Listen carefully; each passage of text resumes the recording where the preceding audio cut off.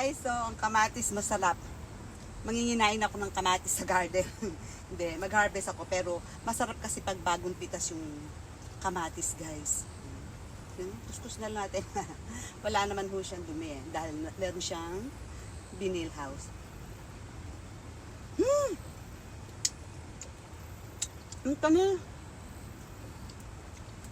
Ang tamis, guys, ng kamatis.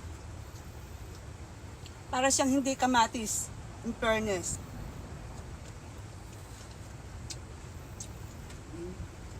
Diba? Ang sarap, guys. Super po talaga ang tamis.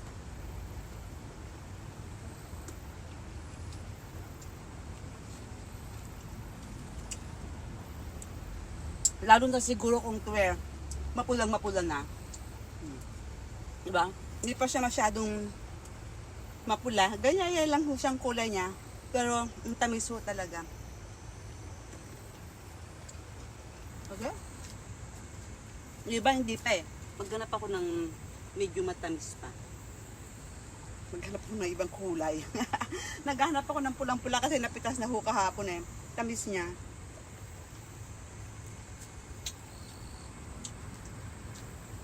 Pag hindi ka ho mahilig kumain ng kamatis, minsan hindi mo pansin. Ako dati hindi ko pansin to, ginagamit ko lang ito sa panluto.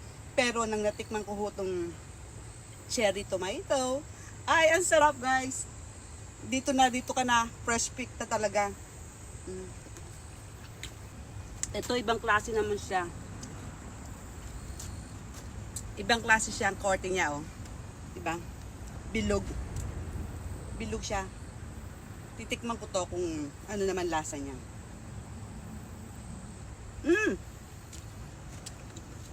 Matamis din, guys. Kasi yung isa ko lagi kong kinakain. Ngayon ako nakatikim nitong bilog siya, bilog. Ayan. Ito ang mini tomato. Ayan. Yung isa, cherry tomato. Ito ay mini tomato. Masarap din siya, guys. Matamis.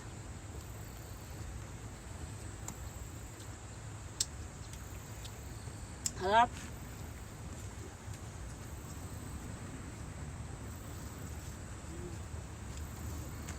Diba? Hanap ako na medyo pula eh.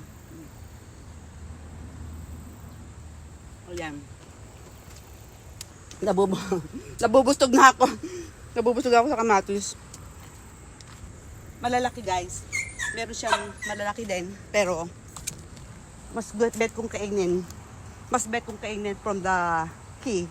Yung first talagang mini tomato. Yung cherry tomato.